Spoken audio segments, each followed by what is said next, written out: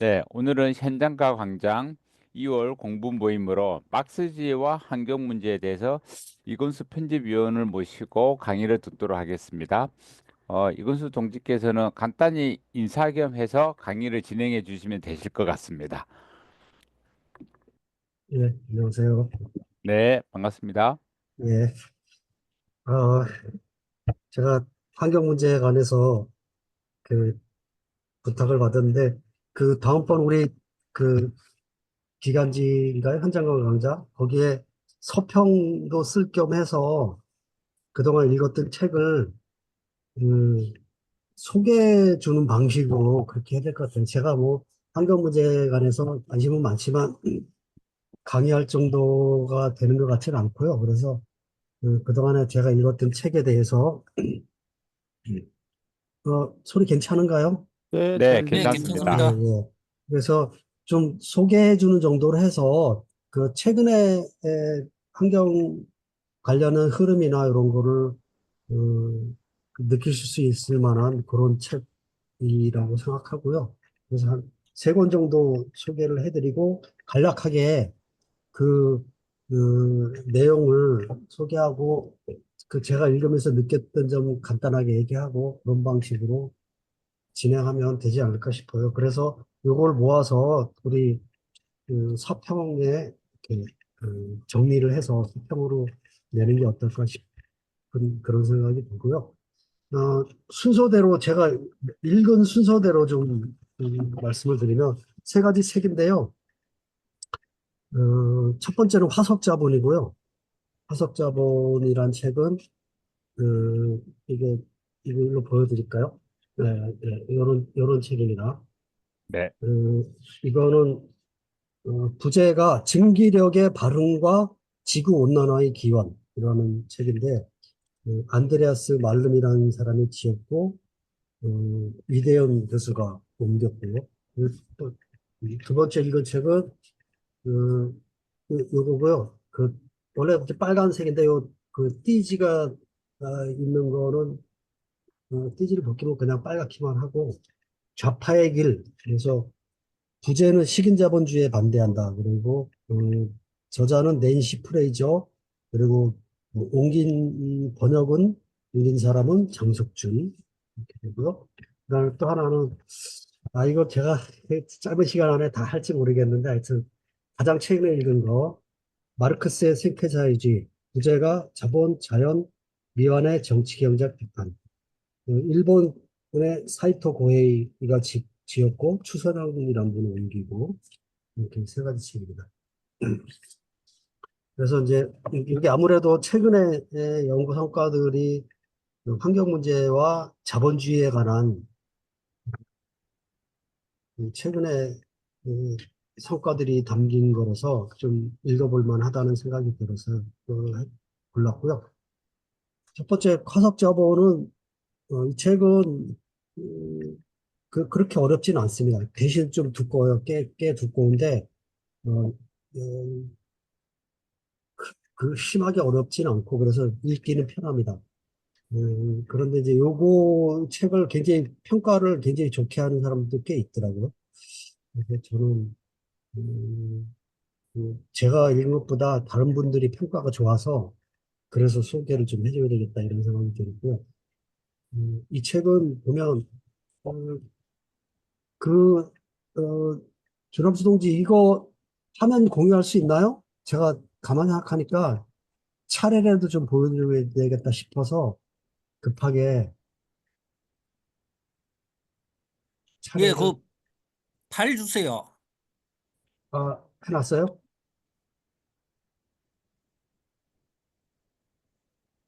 잠깐만요.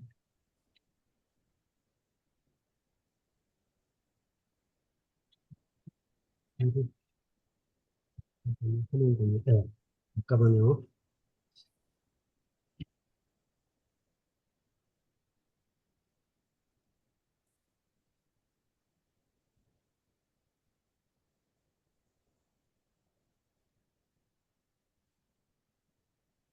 예, 차례라도 좀 보여주겠다 싶어서 차례를 좀 보여드릴게요.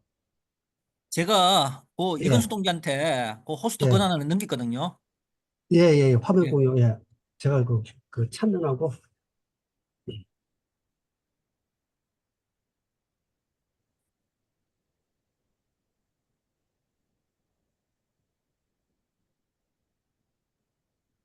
공유 됐나요?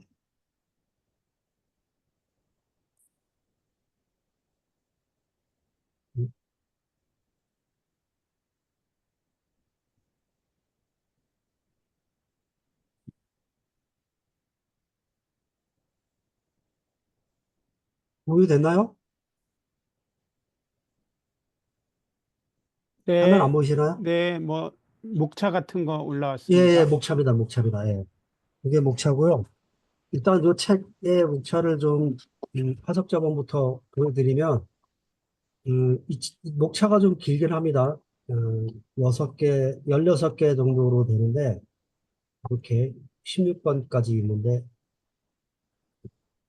쭉, 보여드리면, 1번 순서대로 이렇게 보면서 이 책에 대해서 설명을 드리면 될 것 같아요. 1번은 과거의 열기 속에서 화석경제 역사를 향하여 이런 서두 부분인데요. 한 1번부터 3번까지가 서두 부분인 것 같아요. 제가 보기에는. 그리고 1장부터 3장까지 그렇고 3장부터 4장부터 한 11장까지는 화석경제가 어떻게 구성이 되고 정착이 되었는지 그 과정에 대해서 설명하는 거고 12장부터는 좀 마무리하면서 자기의 주장을 하는 그런 것 같습니다. 그래서 1장부터 보면 현재의 기후위기의 현황에 대해서 쭉그 설명을 하고 있죠. 그래서 이제 일종의 이제 문제의식 같은 거를 이제 펼쳐 보이고 2장에서는 그러면 이 현재 그러니까 1장에서는 현재의 경제를 화석 경제라고 이제 음, 정의를 내리면서 화석 경제에 대해서 얘기하는데 쭉 들어보면 그러니까 현재 자본주의에 관해서 얘기하는 것 같아요. 특히 이제 이 현재 자본주의가 그 에너지로서 화석 연료를 쓴다는 점에 착안해서 화석 경제라고 표현을 한 것 같고 그래서 이, 이 화석 경제에 대해서 현재의 자본주의, 특히 이제 화석 경제라고 하면 증기력을 이용하는 그러니까 초창기에 증기력을 이용했던 그런 화석 경제를 얘기하는 거겠죠. 그러니까 이것들이 어떻게 발흥이 되는지에 관해서 한 세 가지 정도의 이론이 있다 이러면서 설명을 하고 있고요. 근데 이 이론들이 자기가 보기엔 좀 이상한 것 같다, 안 맞는 것 같다 이렇게 얘기하는데 이 세 가지가 뭐냐면 음, 결핍에 관한 거는 멜더스주의라고 표현하던가요? 잠깐만요. 멜더스와 네, 리카도와 멜더스 그, 그런 두 가지 부류의 학자들이 주장하는데 뭐냐면 어, 왜 수력에서 특히 이제 화석 자원이 도입되기 전에 증기가 도입되기 전에 수력이 있었는데 왜 수력을 대체했는가가 이 책의 가장 큰 관심사 중에 하나입니다. 그러니까 수력과 화력을 굉장히 비교하면서 상당히 많은 분량을 얘기하면서 왜 에, 수력이 아니라 화력으로 대체됐을까에 관한 얘기인데 이거를 설명하는 이론들이 수력에 문제가 있었다. 그래서 이 결핍을 보충하고 극복한 것이 화력이다. 이렇게 설명한다는 거죠. 그리고 이제 진보에 관한 것은 진보라는 표현은 뭐냐면 생산력주의에 관한 겁니다. 그러니까 어, 화력이 훨씬 생산력을 증강시키는 데 도움이 됐기 때문에 그래서 훨씬 진보적인 방향에 맞기 때문에 채택됐다. 이렇게 설명하는 이론이고 그다음에 화력을 채취하는 것 자체가 인간의 본성적으로 음, 이렇게 발전해 올 수밖에 없었다. 그러니까 현재의 화학자본 경제 자체를 인간의 본성에서 근원을 길게는 뭐 인간이 불을 이용한 거에까지 소급할 정도로 심한 경우는 그래가지고 이미 불을 이용할 때부터 이미 예정돼 있었다. 뭐 이런 식의 설명을 하기도 하고, 뭐 짧게는 뭐 인간의 어떤 효율성을 추구하는 그런 본성 뭐 이런 것에서 이제 화석 전제의 기원을 찾는 그런 세 가지 이론이 있는데, 근데 이것에 대해서 의문을 제기하는 거죠, 저자는. 왜 그러냐면 자기가 보기에는 수력이 모자람이 없었다. 특히 문제가 있어서가 아니고 화력이 그렇다고 더 우수한 것도 아니었다. 자기가 그때 당시에 그 전환기에 보면 그런데도 화력이 채택이 됐다. 이런 것이고, 그래서 만약에 그것이 자기가 본 것이 증명이 되면 그러면은 이 이론이 잘못됐다는 것을 내가 증명을 할 수 있겠다. 이런 얘기고, 그다음에 과연 생산력 때문에 그러냐? 음, 수력이 화력으로 넘어간 것이 생산력 때문에, 생산력의 발전 때문이냐? 아니면 거꾸로 생산 관계 때문에 음, 이 수력에서 화력으로 채택된 거냐? 결국은 무슨 뜻이냐면 자본가들의 이해와 요구 때문에 수력에서 화력으로 바뀐 거냐라는 의문을 제기하면서 이제 그것을 이후에 쭉 보면서 자기 나름대로 설명을 하죠. 그다음에 이제 인류의 본성에 대해서 특히 이 저자가 많이 제기하는 게 그러면 인류 전체가 문제냐? 이 기후 변화에 대해서 인간의 본성이 문제면 인류 전체가 문제라고 할 수 있는데 그러면 대안도 없는 거 아니냐? 이렇게 제기하면서 인류세가 아니고 자본세가 문제다. 자본의 문제가 아니겠느냐. 그러면서 이제 의문을 제기하죠. 그래서 이제 이세 가지 그, 증기력의 반응에 관한 이론들을 소개를 하고 있고요. 그러면서 이제 그러면 이 수력에서 증기로 넘어가는 시기의 시대적 배경을 4장에서는 시대적 배경을 보는데 그 전에 이 에너지 이 전반에 대한 기초적인 개념이나 그다음에 근본적인 질문을 던지는 게 3장이거든요. 3장에서는 기초 개념이 특히 이제 에너지를 세 가지로 분류합니다. 에너지를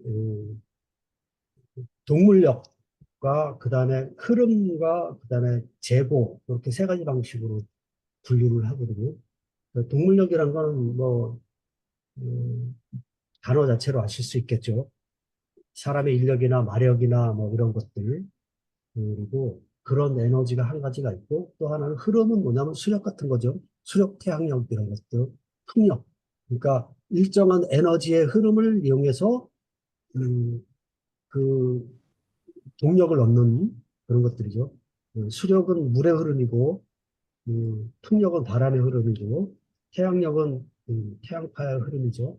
그 흐름을 캐치를 해서 에너지로 사용하는 그런 방식의 에너지가 있다. 그걸 흐름으로 표현하고, 재고는 뭐냐면 석탄처럼 그 일종의 과거의 에너지들이 뭉친 것들을 캐내서 쓰는 거, 일종의 재고라고 표현을 하면서 이런 세 가지 방식의 에너지가 있다. 이렇게 설명을 하고 그러면서 그런데 이런 에너지가 있는데 왜 이 흐름의 에너지가 보면은 대개 보면 태양력, 풍력, 그다음에 수력 이런 것들인데 최근에 재생에너지, 신재생에너지로 각광을 받는 것들이 흐름에 가는 것들이죠. 자연 에너지의 흐름들. 그런데 왜 그 과거에는 이런 것들을 썼었는데 왜 재고로 이전이 됐을까? 이렇게 얘기하면서 특히 이제 여기서 질문을 던지는 게 와트가 그 기계를 만들어내고 방적기를 만들어낸 이후에 이 기계가 자본주의에서 노동력을 착취하는 수단으로 등장을 했다는 거죠. 그런데 이 기계를 움직일 수 있는 동력은 세 가지 동물력과 흐름과 제공 세 가지 방식이 있는데 자기가 보기에는 그때 시대에 화력이 훨씬 처음에는 증기력이 훨씬 더 비효율적이었다. 그래서 1784년에 이게 증기기관이 발명이 됐는데 실제로 이게 정착이 된 게 1830년 그러니까 한 40에서 50년 정도의 기간이 걸렸다고 합니다. 지금 보면 그게 당연한 과정처럼 보이지만 그러니까 당연한 과정처럼 생각하는 사람들은 왜 이렇게 늦게 채택이 되느냐, 왜 50년씩이나 걸려서 채택이 되느냐 이렇게 질문을 던지겠지만 자기가 보기에는 음, 도대체 왜 수력을 대신에 화력이 채택되었을까? 수력이 꽤 많은 장점을 가졌음에도 불구하고 왜 수력 대신에 화력이 채택됐는가? 자기는 그게 궁금하다는 거죠. 그래서 그런 질문을 던지면서 사장으로 넘어가면서 사장에서는 이게 1830년, 20년도에서 30년도에 그때 그, 그 증기기관이 1784년에 개발됐는데 한 50년 정도, 40년, 50년 후에 바뀌게 되는 20년대, 1820년도와 30년대의 시대적 배경에 대해서 얘기를 하는데 그때 시대적 배경이 뭐냐면 어, 어, 단결금지법이 폐지가 됐답니다. 영국에서. 그러니까 특히 이제 여기서 저자가 보는 것은 그 면방직업의 그 시기에 면직업과 방직업에 대해서 초점을 맞춰서 분석을 하는데 단결금지법이 폐지가 되고 또 그때 당시에 공황이 있었답니다. 그래서 자본가 계급들은 굉장한 위기의식을 느꼈고 그것을 극복하기 위해서 노동자들의 저항을 분쇄하기 위해서 기계를 도입했고 기계를 도입했는데 과거에는 수력을 썼다가 그 시대에 화력으로 전환됐다는 거죠. 그래서 저자가 시사하는 바는 상당히 계급투쟁과 관련이 있지 않겠냐. 이 시대적 배경을 봤을 때.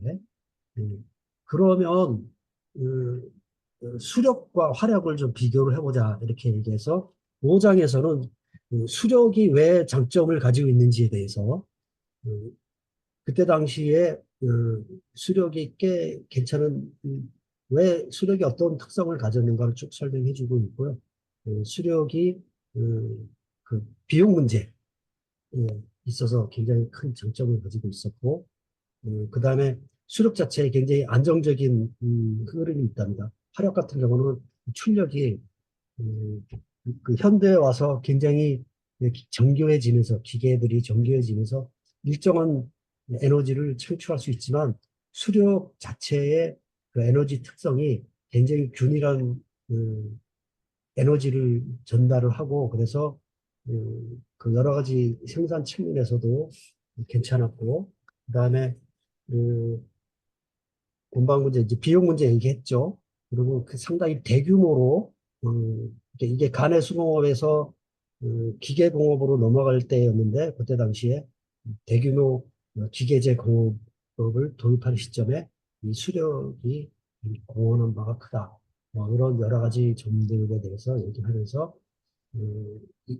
괜찮았다. 수력이 그래서 심지어는 6장에서 보면 이 수력을 좀 더 확장을 하기 위해서 수력을 확장하기 위한 그 대규모 프로젝트들이 그 당시에 있었답니다. 그런 프로젝트들이 어떻게 진행이 됐고 어떻게 종말을 맞이했는지에 대해서 쭉 얘기하는데 결국은 보면 왜 수력이 채택이 안 됐느냐 보면 자본가들의 이해관계 때문이었다고 합니다. 그러니까 이 수력은 물이 위에서부터 아래로 흐르고 그 수차를 돌리기 때문에 그 위에서부터 아래로까지 내려오는 과정에 이 자본가들이 자기 공장에 먼저 돌리고 싶어 하고 그러기 때문에 이 이해관계 조정이 쉽지 않았고 그다음에 자본가들이 경쟁을 위해서 자기가 그 기계를 돌리고 싶을 때 돌리지 못하는 그런 면들이라든가 이런 특성을 가지고 있답니다. 그러니까 수력 자체가 일종의 계획 경제와 비슷한 그러니까 자본의 논리와 맞지 않는 그런 특성을 갖추고 있어서 이 집단적인 이해관계를 조정하는 게 수력, 대규모 수력을 도입하고 운영을 하는 데 있어서 그게 장애로 다가왔고 결국에는 자본가들이 음, 자기 원하는 방식으로 기계를 돌리고 어, 노동력을 통제하는 데 있어서 수력이 적당하지 않았다는 거죠. 그래서 수력이 채택이 안 됐다라는 점이고 그 다음에 7장과 8장은 그러면 증기력은 어떤 특성을 가지고 있냐, 어떤 장점 때문에 증기력이 채택되느냐라는 걸 봤을 때 증기가 가진 공간상의 장점들이 있다고 합니다. 그게 뭐냐면 수력은 시골에 물이 잘 흐르는 그런 곳에 있기 때문에 외진 곳에 있어야 되고 그런 데 비해서 화력은 증기력은 석탄이 그때 당시에 일종의 도시화에 있어서 석탄이 연료로서 작용한 점이 있어서 도시화에 있어서 그 에너지의 그 배급 체계가 나름 구성이 돼 있었고 도시에서 이 석탄을 구하는 게 어렵지 않았다는 거고 그 다음에 이 노동력을 구하는 데 있어서도 굉장히 유리했다는 것이죠. 도시의 노동자들, 시골의 수력은 시골로 가서 공장을 만들어야 되는데 거기에 노동자들을 데려와야 했다는 거죠. 근로 도시에 있는 노동자들을 시골로 데려와야 했기 때문에 그래서 굉장히 그 대규모 단지를 그 일종의 공업 단지를 만드는 게 쉽지 않았다. 그거에 비해서 도시에서는 음, 자본가들이 원하는 시간과 장소에서 음, 이 기계를 돌리는데 굉장히 유리했다. 공간상의 장점. 그다음에 그 여러 가지 관련 산업도 같이 있고, 그다음에 경쟁자들도 같이 있고 하면서 직접의 효과 그런 장점들이 있었다는 거고, 그다음에 시간상의 장점은 기계를 언제든지 돌릴 수 있고, 그다음에 자기가 원하는 시점에 노동력을 이용할 수 있고, 그리고 또 이 더 빨리 기계를 더 빨리 움직일 수 있었고, 그 다음에 수력이 또, 한계 중에 하나가 계절적 요인이나 이런 것들 때문에, 가뭄이 들거나 이럴 때는, 기계를 못 돌렸기 때문에, 그런 것들을 시간상 극복할 수 있는 장점들이 있었다. 결국은, 그래서, 화력이 채택이 된 거, 증기력이 채택이 됐다. 이런 것들을 쭉 얘기하면서, 근저에는 뭐면 결국은 노동력을 어떻게 뽑아낼 것인가라는 것들이 결국에는 근본적으로 밑에 흐르는 논리였다. 자본가들이 이런 시간상, 공간상, 그리고 수력과 증기력 자체의 어떤 특성, 이런 거로 봤을 때 노동력을 효과적으로 통제를 할 수 있는 그런 장점이 있었기 때문에 그래서 채택을 한 것이다. 이렇게 얘기하고요. 그래서 이 증기력이 채택된 이후에 자본가들과 노동자들의 대응이 어땠는지를 9장과 10장에서 얘기하는데 9장에서는 거의 그 와트를 그 증기관을 발명한 와트를 거의 신처럼 떠받드는 그런 무신주의적 경향 심지어는 영국의 그 의사당이 의사당 안에 와트에 거대한 조각상을 석상을 그 갖다가 놓는데 너무 커서 세 부분으로 잘라서 들어갈 정도로 그렇게 크고 와트를 신처럼 떠받들고 실제로 그랬답니다. 그리고 증기 자체를 물신화하면서 증기가 무슨 뭐 신처럼 증기신 뭐 이렇게 그다음에 뭐 기계에도 신처럼 떠받들고 이런 것들이 있었고 그 굉장히 찬양하는 흐름들이 있었답니다. 그 정도로 열광을 했다는 거죠 부르주아들이. 근데 그거에 대해서 이제 그 노동자들은 그 마개를 뽑자라는 슬로건으로 어, 거의 뭐 그 행진을 하면서 도시를 그냥 공단들을 집적돼 있는 공장들이 집적돼 있는 도시들을 그냥 거의 파괴를 할 정도로 행기를 전국적으로 휩쓸었답니다. 그 당시. 근데 영국의 노동운동상 가장 격렬한 순간이었다 이렇게 표현하는데 음, 그렇게 아주 격렬하게 대응을 했죠. 이것만 봐도 이 두 계급의 대응만 봐도 어, 이건 인류세가 아니다. 왜 인류세냐? 노동자들이 이렇게 저항을 분쇄해서 채택된 증기력인데 이게 무슨 인류세냐? 라고 비판을 하죠.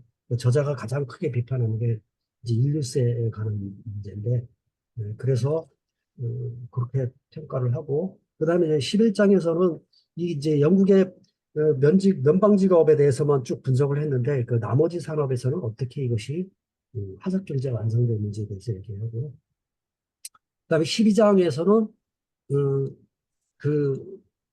이 정리를 하면서 아까 얘기했던 그 세 가지 이론 있죠. 결핍에 관한 거, 결핍에 관한 이론, 그다음에 진보에 관한 진보로 설명하는 거, 인류의 본성으로 설명하는 거, 어, 왜 진기력이 발흥되었는지에 관해서 이거를 이제 어, 종합적으로 결론을 내면서 비판을 하죠. 그래서 쭉 그 앞에서 봤듯이 어, 이것은 그 결핍이 아니라 수력이 부족해서가 아니고 타락이 더 우수해서가 아니고 생산관계 속에서 자본가들이 이해하는 것 속에서 이렇게 전환이 된 것이다. 이렇게 결론을 냈고 그 다음에 또 생산력 그 증기력이 훨씬 생산을 잘했다, 우수했다라는 것들에 대해서도 그렇지 않다. 수력이 훨씬 더 괜찮았다.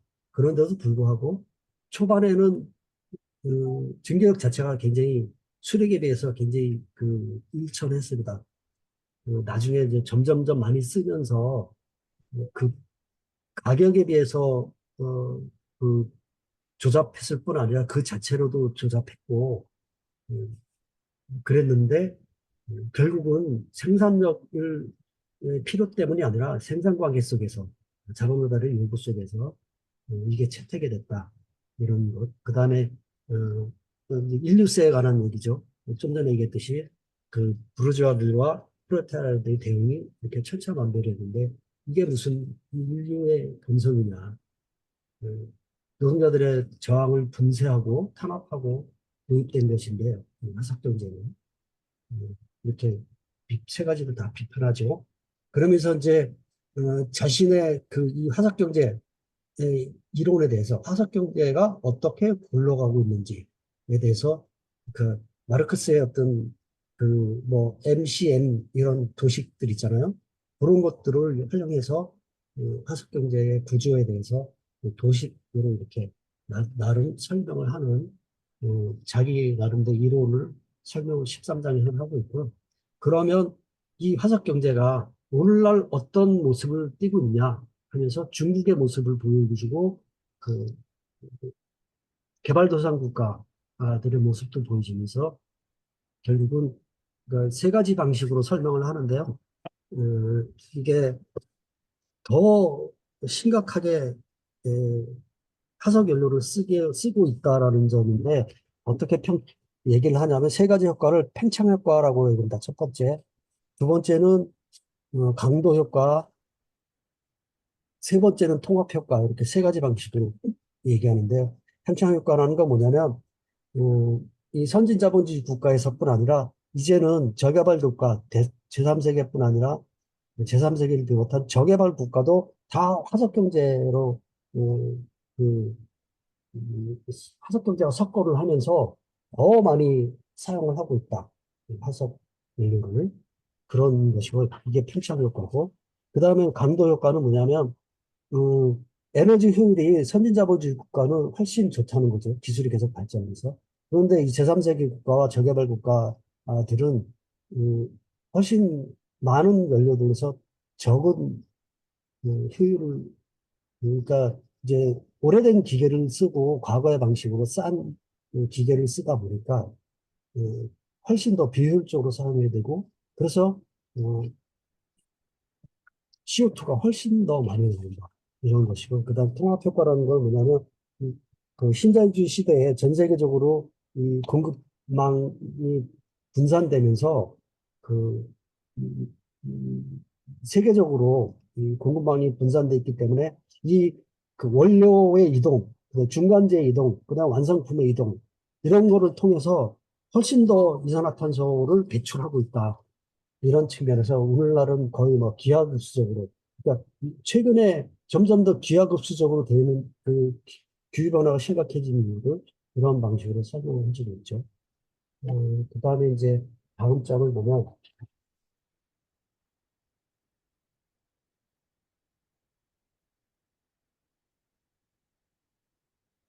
예, 마지막 15장에서는 어떻게 설명을 하고 있냐면, 그래서, 어, 그러면 자기가 보기에는 이 아까 얘기했던 동물력과 재고와 흐름이라는 세 가지 에너지의 방식이 있는데 흐름으로의 귀환을 해야 될 것 같은데 에, 현재는 이것을 맡고 있는 장애물들이 여러 가지 있는데 그거에 대해서 소비 중독으로 설명을 하는 경우가 많다. 에, 그렇지 않다. 생산의 문제다. 이렇게 얘기하면서 자신의 대안을 제시를 하죠. 계획 경제해야 된다. 라는 것이고요. 그러니까 에너지 문제에 관해서는 계획이 답이다. 라는 대안을 얘기하고 있고, 그러면서 마지막으로, 한번 해보자. 이런 뭐, 이런 파이팅, 뭐, 해보자. 뭐, 이런 식의 결론을 맺는데요. 어, 그러면서, 어, 이론이, 이론의 역할이란 것들이 이제 이 사람이 이제 자신을 소개하는데 자기를 학자로 소개하는 게 아니라 글도 쓰는 활동가다 이렇게 표현을 하면서 자기 소개를 하고 있거든요. 그러니까 그런 역할에 막 걸맞게 그 이론이란 것들이 현실을 바꿀 수 있는 힘이 돼야 되는데 어, 그냥 특히 인류세 같은 것들은 이것에 어긋나는 그런 이론들이다. 이제는 그, 활동을 실천 옮길 때이다. 뭐 이런 방식으로 얘기를 하고 있죠. 그래서 이렇게 좀 설명을 좀 할 수 있을 것 같고요. 아, 벌써 38분이네. 그렇고 그 나머지 두 개는 좀 간단하게 얘기할 수 있을 것 같습니다. 그래서 이렇게 설명을 드리고 요거는 마지막으로 요거에 대해서 그 위대현 교수가 스스로가 그 노동당에서 강의를 했거든요. 이 책에 대해서. 그래서, 그거를 동영상을 찾아보실 수 있습니다. 근데 뭐, 제가 나름대로 소개를, 이대훈 교수가 훨씬 잘 하겠지만, 제 얘기 듣고, 그냥 바로 읽으셔도 될 것 같은 생각이 들긴 해요. 왜냐면 그렇게 어려운 책이 아니고, 좀 두껍긴 하지만, 끈기가 있으면 읽을 수 있고, 특히 이제 어, 화석 경제 내지는 타석 연료를 쓸 수밖에 없었던 그런 과정을 굉장히 잘 구체적으로 아주 잘 분석을 해주고 있기 때문에 특히 인류세에 대한 비판을 어, 하고 싶은 이 사람들은 요거를 보시면 큰 도움을 얻을 수 있을 거라고 생각하고요. 음, 그러고 그다음에 요거는 마지막 거고요. 이게 좌파의 길을 좀 다음에 소개를 해드릴게요. 자파의 길은 책이 이거보다는 좀 얇습니다. 얇고 글자도 좀 크고 한 면에 들어가는 글자 수도 이렇게 적기 때문에 쉽게 읽을 수 있고요. 그 다음에 또 어렵지는 않습니다. 그렇게 개념이나 이런 것도 어렵게 쓰지 않고 깊이 들어가지 않고 자기의 이 저자가 자기의 주장을 간략간략하게 소개를 하고 있고 어떻게 보면 중복되는 것도 있고 해서 이렇게 어렵게 읽을 수 있는 책은 아니고 대신 관점이 뭔가 약간 좀 다르다. 새로운 관점을 얻고 싶다면 현재 우리가 마르크스주의의 나름 한계를 느끼고 있다면 이 책을 좀 보면서 시각을 좀 새롭게 자극을 받는 그런 용도로 가능하다고 생각합니다. 이 책과 더불어서 사실은 그 생명의 그물 속 자본주의라는 책이 있거든요. 제이슨 모어라는 사람이 쓴 책인데 이 책은 너무 어려워요. 어렵고 좀 저자의 설명 방식이 좀 마음에 들지 않는데 하여튼 그 요것도 비슷한 취지의 어떤 기존의 마르크스주의에서 놓치고 있다고 생각되는 면 내지는 그, 가볍게 지나간 측면에 대해서 굉장히 부각시키는 그런 효과를 볼 수 있는데 이 책은 뭐냐면 결국은 식인 자본주의라는 그 현재의 자본주의를 식인 자본주의라고 표현을 하고 있습니다. 식인 자본주의 왜 그냥 자본주의라고 안 하고 식인 자본주의라고 새로운 명명을 하냐면 약간 좀 제가 보기에는 이 저자가 좀 자기적이고 개념을 좀 약간 좀 이상하게 쓰는 것 같아요. 그러면서 이제 자기 주장을 하는데 어떤 거냐면 기본의 마르크스주의는 경제에 관해서만 얘기했다. 그리고 자본주의가 경제에 관해서만 얘기하고 자본론도 그렇게 얘기하고 있기 때문에 자기는 자본주의를 하나의 사회질서에서 시스템으로 본다. 이렇게 표현을 하거든요. 마르크스도 그렇게 얘기하지 않았나요? 근데 하여튼 자기의 그 주장을 하기 위해서 이렇게 얘기를 하는데요. 어쨌든 그게 무슨 뜻이냐면 그 기존의 마르크스가 얘기했던 것들은 자본주의의 분석은 노동력의 착취에 근거해서 자본주의를 설명을 했다는 거죠. 그러면 자본주의가 과연 착취에만 근거를 했을까? 그렇지 않다는 거죠. 뭐냐면 그 외에 몇 가지 방식의 착취가 아니라 그러니까 수탈. 여기서는 그 어떻게 분석을 하고 있냐면 세 가지 방식의 수탈.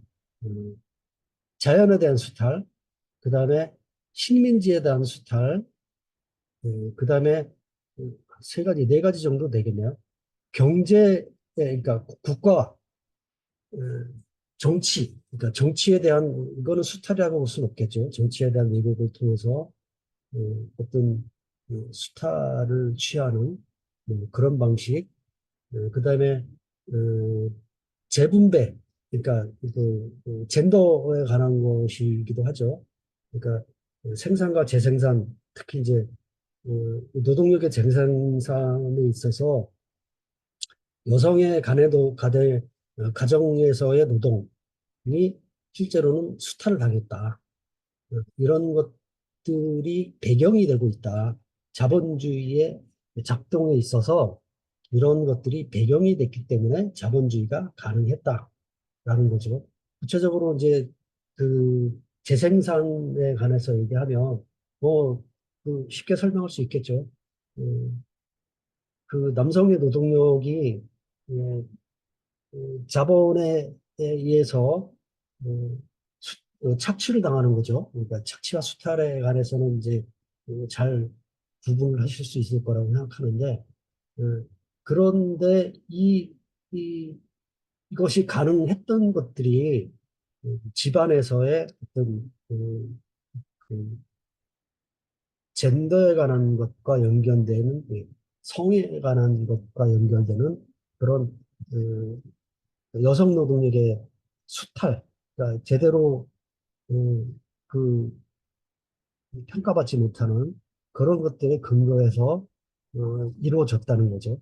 그게 이 기존의 그 경제 영역, 그 저자가 경제 영역이라고 표현하는 영역의 자본주의에 있어서 배경이 됐다. 그것들이 현재 그것들을 같이 이렇게 아울렀을 때 현대에 와서 그런 젠더 문제, 성 문제 이런 것들을 아울렀을 때 새로운 대안을 만들 수 있다.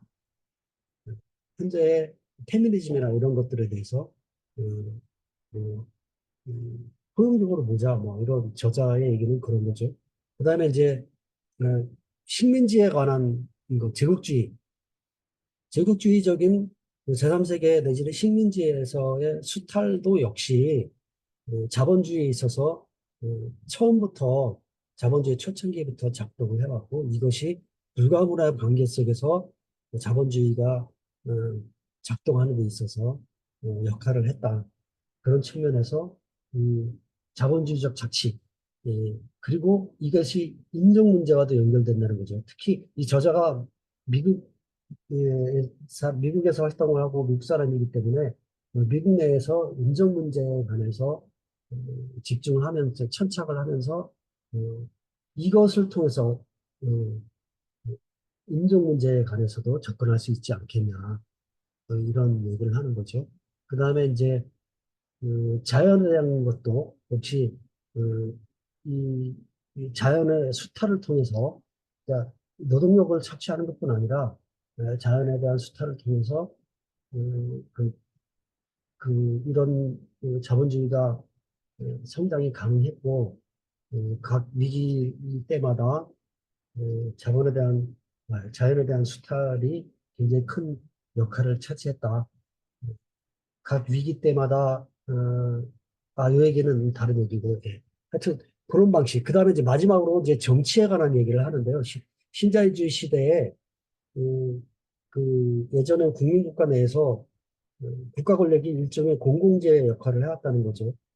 나름 음, 그 복지국가의 역할을 수행을 하면서 기본적인 사회복지 수준을 높이는 데 있어서 국가의 역할을 해오고 이랬는데 이제는 신자유주의 시대에는 국가의 자율성이 없다는 거죠.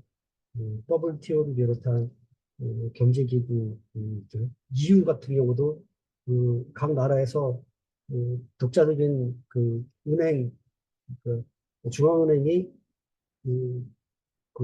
자기 역할을 제대로 할 수가 없잖아요. 그런 것처럼 이 정치의 국민국가 속에서 군대 내부적인 계급 투쟁에 있어서 이게 장애로 등장하고 있고 이런 측면에서 이 신자유주의자들이 음, 그 국가 자체의 기능을 장식하면서 이런 것들이 자본주의에 굉장히 기여하는 바가 있다.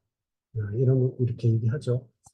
그렇게 이런 방식으로 설명을 합니다. 그래서 결국은 뭐냐면 이런 네 가지 방식의 그, 국면에 있어서 투쟁이 각각 일어나고 있다는 거죠.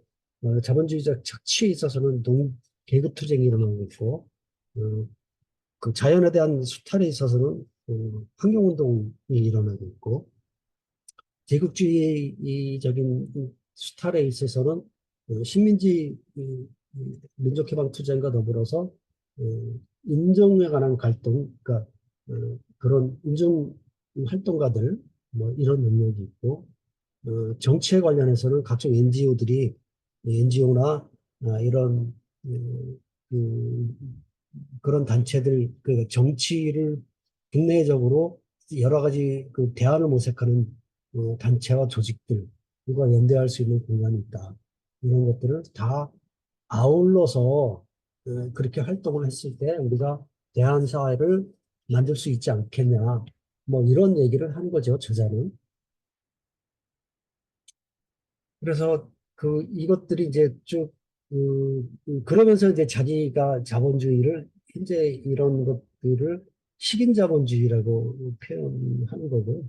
그래서 그러면 이 대한의 사회주의에서 사회주의를 재설명을 해야 되고 또 어떤 원리들에 의해서 이것이 운영이 돼야 될 것인가에 대해서 몇 가지 뭐 이렇게 자기 나름대로의 원칙이나 뭐 이런 것들을 마지막에 해서 제시를 하고 있습니다.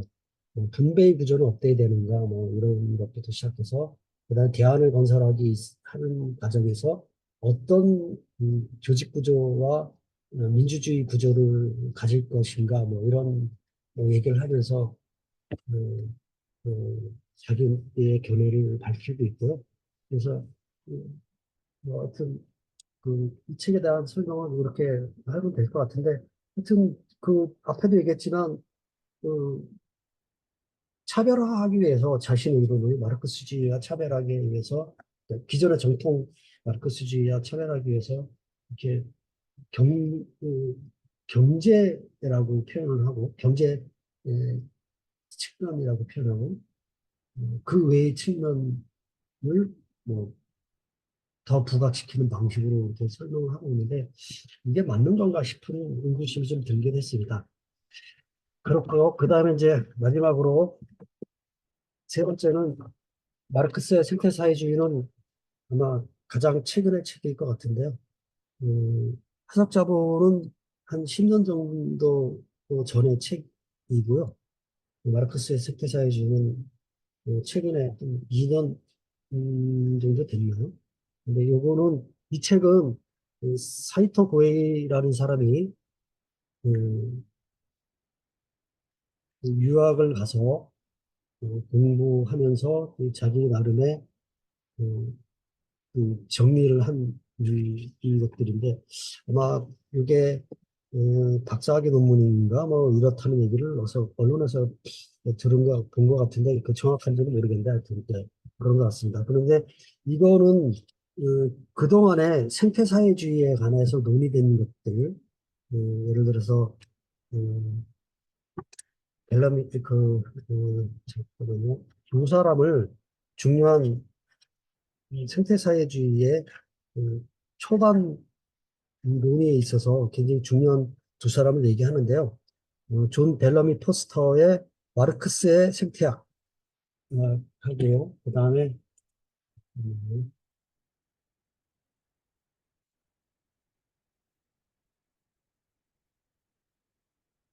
요겁니다. 요건데 이 목차를 좀 보여드리고 있는데요. 그 마르크스주의의 생태학에 대해서 두 사람을 얘기하고 있는데 존 벨러미 포스트의 마르크스의 생태학이라는 책과 폴 버켓의 마르크스와 자연이라는 책, 이 두 책이 마르크스의 생태학 논의에 있어서 굉장히 중요한 책인데, 근데 이 책이 어떤 의미를 지냐면 1세대 생태 사회주의자들이 어떤 사람들이 있냐면 뭐 우리가 잘 알고 있는 책들이죠. 그 에콜로지카인가요? 네, 에콜로지카, 그다음에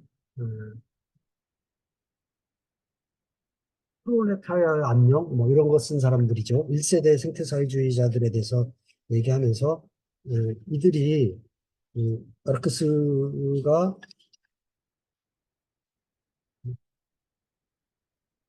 한계를 가지고 있다. 체계적이지도 않고 엄밀성이 좀 부족하다.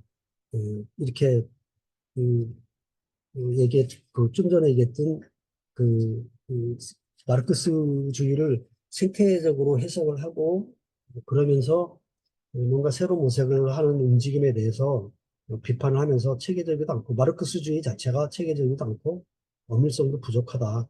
그냥 마르크스가 물질 대사라는 것들을 통해서 설명한 것들을 생태학적으로 해석하는 것들이 좀 맞지 않는다. 이렇게 비판한 1세대 그 생태사회주의자들이 있는데요. 예, 이들에 대해서 이 폴 버켓과 존 벨러미 포스트는 그렇지 않다라고 얘기하면서 나름 마르크스주의를 생태적으로 분석을 하고 있죠. 특히 물질대사 균열이라는 개념을 통해서 자본론에 나오는 물질대사 균열이라는 걸 통해서 마르크스주의가 얼마나 생태 문제에 있어서 관심을 가졌는지에 대해서 부각시키는 그런 흐름들이 있다. 이렇게 개관을 하면서 어, 그럼에도 불구하고 아직까지도 특히 생태 환경운동 진영이라든가 제1세대 생태사회주의자들이 여전히 마르크스주의에 대해서 은밀하지 않다, 생태적으로. 그다음에 체계적이지 않고 분산적이다. 이렇게 이야기하고 있다는 것들에 대해서 이것을 나름 비판을 하고 그렇지 않다는 것을 증명을 하기 위한 책이라고 볼 수 있겠습니다. 그래서 크게 1부와 2부로 나눌 수 있는데 1부에서는 그, 마르크스주의의 그러니까 이 책이 특성이 어, 자본론뿐 아니라 정치경제학 비판, 그러니까 크게 이제 두 가지 책을 주목을 합니다. 정치경제학 비판과 그 다음에 출판되지 않은 수고들, 특히 메가 있잖아요. 자, 마르크스 앵겔스 전집이 최근 계속 새롭게 노트와 수고와 이런 것들을 편집을 해서 발간을 하고 있는데 이것들에 대해서 굉장히 주목해야 된다. 마르크스가 자본 이후에 특별히 책을 펴내지를 않아서 그동안에 그 이후에 1867년에 자본을 발간한 이후에 그 메모가 전체 메모의 한 3분의 1 정도가 그때 만들어진 것이고 그게 발표되지 않았다. 그것을 좀 추적을 해야 된다라는 측면에서 그거는 2부에서 얘기를 많이 하고요. 그다음에 1부에서는 이 생태학과 경제학 여기 1부에서는 특히 1848년에 1844년에 정치경제학 수복에 관한 얘기를 일부에서 많이 할애를 해서 설명을 합니다. 그래서 이 책은 크게 두 부분으로 이루어져 있다. 첫 번째는 1844년에 정치경제학 어, 수고에 대한 어, 청년 마르크스의 문제의식 속에서 어떻게 생태적인 측면을 찾아내고 그것들이 나중에 연결되는가, 마지막까지도 연결되는가에 대한 것들을 분석을 하고 있고요. 그 다음에 2부에서는 자본론 이후에 마르크스가 주목하고 발췌해서 기록으로 남겼던 책들에 대해서 집중적으로 살피면서 거기서 어떤 시사점을 얻었는지 그리고 발췌 내지 수고해서 자기가 메모를 해놓은 내용들이 어떤 내용인지에 대해서 평가를 하면서 전반적으로 마르크스가 생태에 대해서 주목한 그 측면에 대해서 얘기하고 있습니다. 일단은 정치경제학 1844년 정치경제학 수고에 대해서는 이 책에 대해서 분석을 하는데 크게 전반부와 후반부가 있다고 얘기합니다. 저도 이제 이 책을 이 수고를 읽어보지는 않았는데 이 책이 크게 전반부와 후반부가 있는데 전반부는 소회를 중심으로 한 철학적인 논의들이 있고 후반부에는 그, 그 정치경제학적인 분석들이 담겨져 있다. 이렇게 얘기하면서 이, 이론가들이 각각 이 양 측면에 대해서 강조를 하면서 특히 이제 그, 그 인간주의자라고 표현하는 사람들을 마르크스의 소외의 개념에 대해서 중점을 두면서 정통 마르크스주의적인 해석에 대해서 돌파구를 마련하려고 했던 사람들이 좀 의도적으로 정치경제학 내지는 자본주의 사회에 대한 분석적인 측면을 의도적으로 축소 해석하고 철학적 개념을 과대포장하면서 그 이후에 마르크스의 사상 흐름이나 이런 것들에 대해서 소홀하게 취급한다. 그렇게 하는 거죠. 그런 흐름들이 생태주의나 이런 것들을 찾는데 도움이 됐을지는 몰라도 그게 정확한 건 아니다. 예, 그, 그 정치경제학적인 분석을 왜 하게 됐는지, 그게 어떤 생태주의적 측면에서 어떤 의미를 갖는지에 대해서 어, 잘 모르고 소홀하게 취급했다라고 얘기하는 거고요. 그다음에 이제 그 후반부의 정치경제학적 측면을 강조하는 흐름들은 어,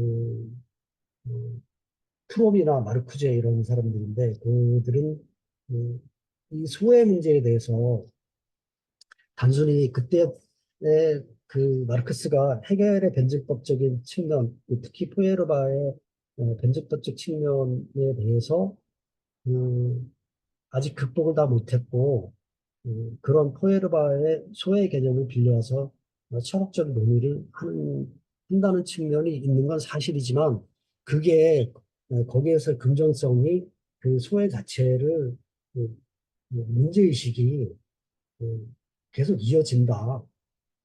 그런데도 불구하고 마르크제나 프롬 같은 사람들은 완전히 그거를 무시하고 그, 그 정치 경제학에 관해서만 주목을 한다는 거죠.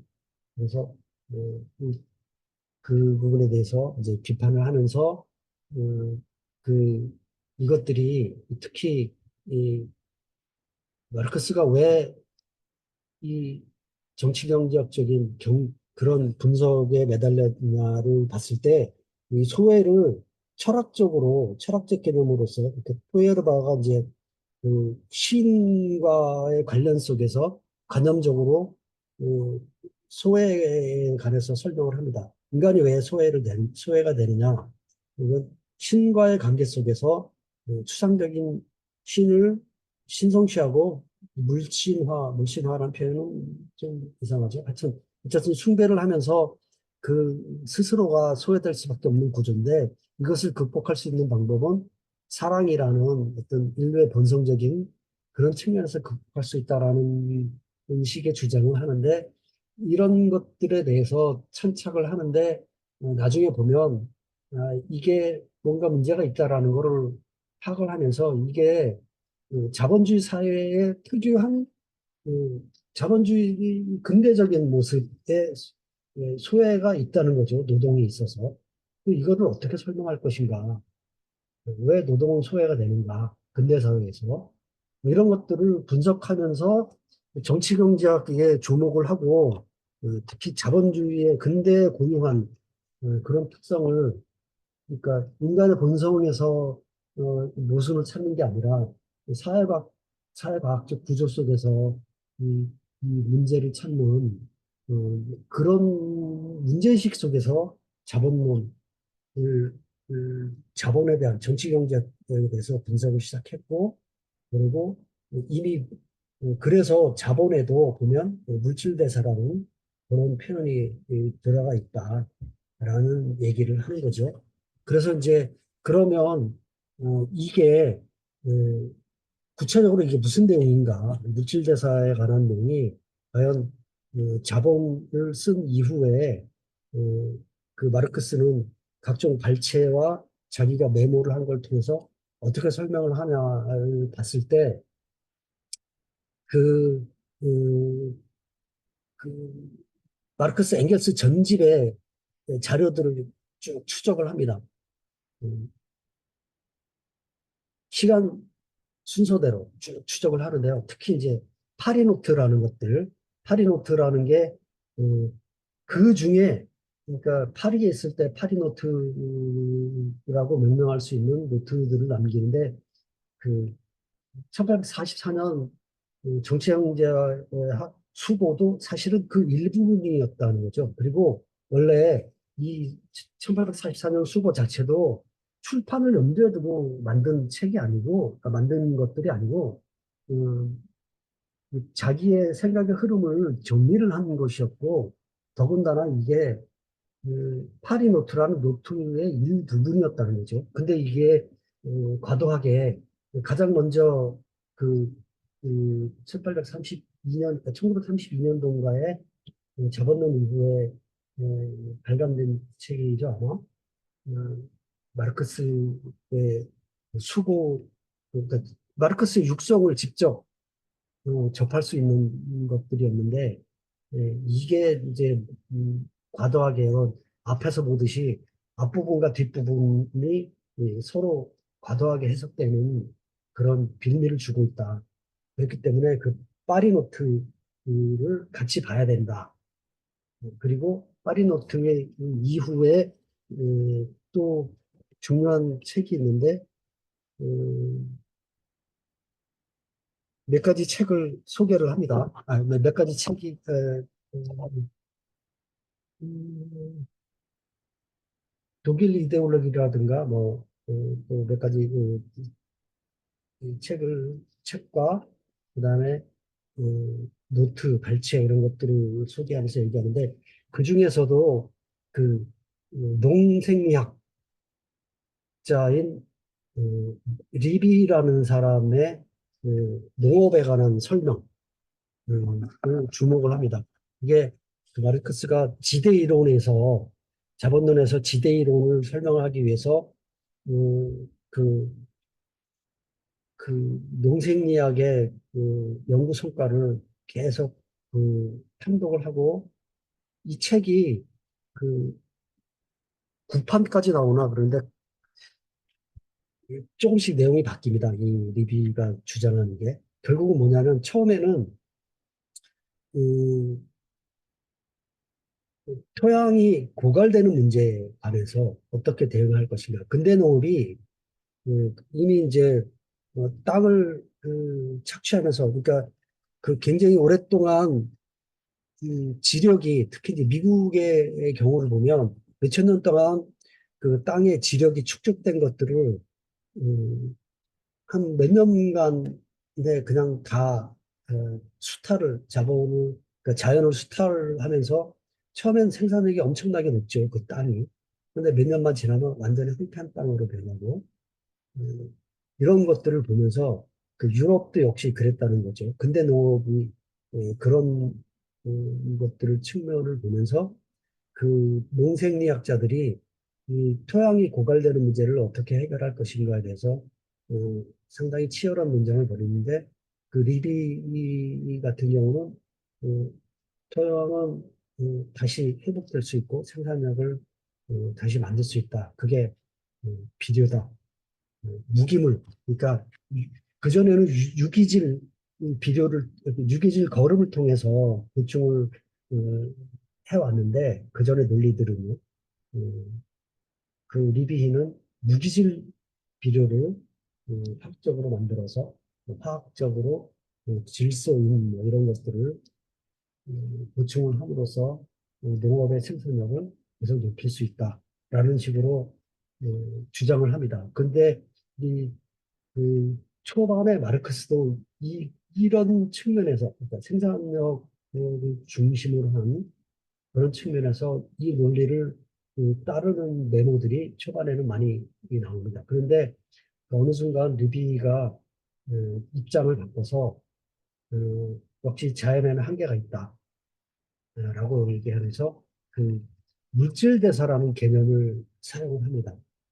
물질대사의 균형을 깨뜨린다는 얘기라든가 이게 그 당시에 자연과학 서적들이 이 물질대사에 관한 광범위한 논의들이 있었고 그것들을 이 리비히는 자신의 농생리학에 원래는 이제 화학자입니다. 화학자인데 이 농업에 있어서 그 적용을 하는 거죠.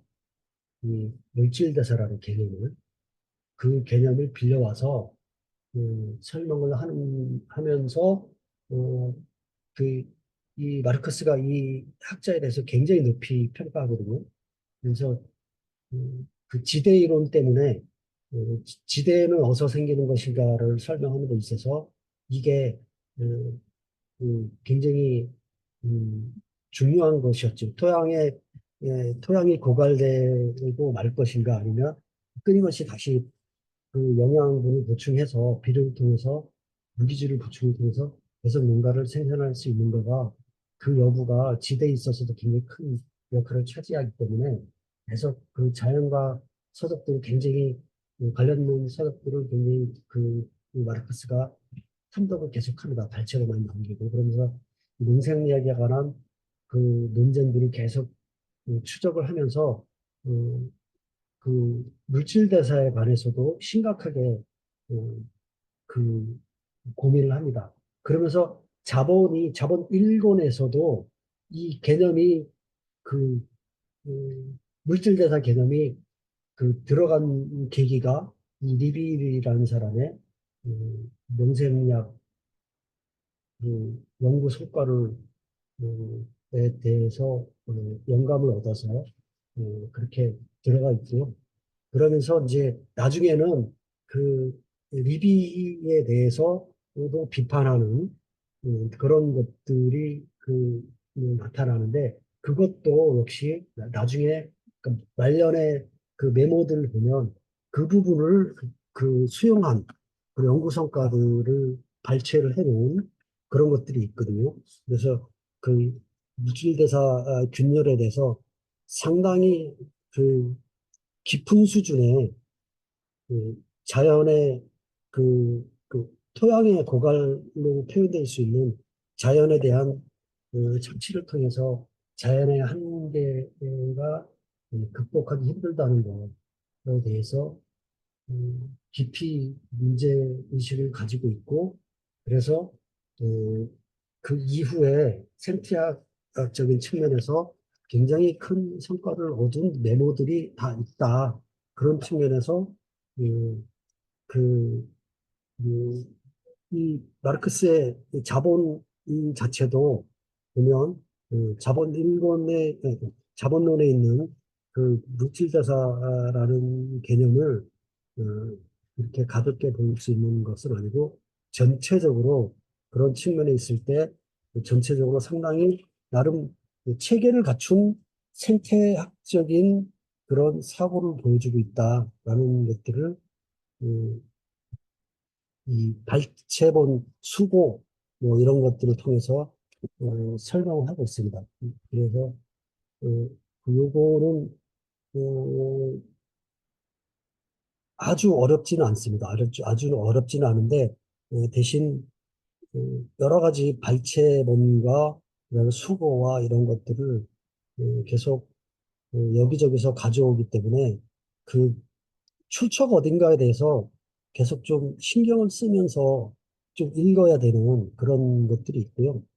기존의 그 1세대 생태사회주의자들의 한계와 그다음에 존 벨러미 포스터나 폴 버켓이라고 두 사람의 굉장히 중요한 연구 성과에 대해서도 나름 그 한계를 극복하려고 노력했다는 점에서 그리고 가장 최근에 그 연구 성과인 것 같고 뭐 들리는 얘기는 이 사람이 요즘에 또 뭐 각광받고 있다는 뭐 그런 얘기도 있더라고요. 그래서 이 책은 좀 마르크스의 자본을 음, 다시 읽으려면 이 책을 읽고 같이 그러고 나서 다시 한번 그 자본론을 읽을 수 있는 그런 음, 동기를 주지 않나 이런 생각이 들고요. 그 다음에 이제 특히 그 내가가 아직 음, 다 편집이 돼서 완결이 되지 않고 계속 진행 중이랍니다. 그래서 지금 4섹션에 상당히 중요한 자기가 보기에는 그런 수고와 발췌본들이 노트들이 계속 간행되고 있는데 그것이 다 또 발간이 되면 또 다른 또 연구 성과가 있지 않을까 이런 기대를 하면서 그런 그 메가에 대한 주목을 새롭게 좀 중요성을 부각시키는 그런 책이기도 합니다. 요거 마지막 책은 제가 좀 시간에 쫓겨서 그다음에 자세하게 그러면 아까 얘기했던 그 리비를 극복하고 마지막엔 에, 이름이 뭐죠? 카를 막스인가? 라는 사람의 논리에 대해서 좀 정리를 해서 말씀을 좀 드리고 싶은데 제가 여기를 그 정리를 하다가 다 못해가지고요. 하여튼 설명을 좀 시간을 쫓긴 것도 있지만 오늘 다 정리를 못 된 측면이 있습니다. 그래서 이 부분은 하여튼 이렇게 세 가지 책에 대해서 설명을 좀 이렇게 좀 충분히 됐다고 생각하지는 않는데요. 이상으로 마치겠습니다. 네, 감사합니다. 약 1시간 10분 정도의 시간 동안 저희들에게 이제 세 가지 책을 중심으로 해서 쭉 서술을 해주셨고요.